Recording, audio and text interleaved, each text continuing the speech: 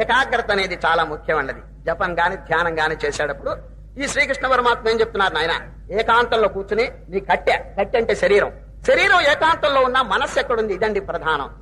కొందరు ఏం చేస్తున్నారు, ఏకాంతంలో ఇల్లు వాకిళ్ళు విడిచి ఏకాంతంలోకి పోయి మనస్సుతో చూడండి, యాస్తే మనసా స్మరన్ ఇంద్రియార్థాన్ విమూఢాత్మ మిథ్యాచారస్య ఉచ్యతి. వాడు చేసే పని ధ్యానం కాదండి, ఏమిటి తెలిసిన, దొంగ నాటకం, మిథ్యాచారం, మోసం. చూడండి, ఏకాంతంలో కూర్చొని why should you waste your life, లక్షణంగా సంసారంలో ఉండే ఏదైనా కార్యక్రమాలు చేసుకోవచ్చు కదా. అక్కడికి వెళ్ళి మీరు చేసేది ఏమిటి, శరీరం మాత్రం ఇట్లాగా కూర్చోండి. మనస్సు శరీరం ముఖ్యం కాదండి, ఇది మైండ్ ఈజ్ ఇంపార్టెంట్. మీరు ఎక్కడ కూర్చున్నారా, గుళ్ళో కూర్చున్నారా, నదీ తీరంలో కూర్చున్నారా, ఆశ్రమాల్లో కూర్చున్నా, ఇట్ ఈస్ ఎ మెటీరియల్. భగవంతుడు దాన్ని చూడడు. ఇంట్లో కూర్చున్నాడా, ఆశ్రమంలో కూర్చుని మీ మనస్సు ఎట్లా ఉంది, అది కదా.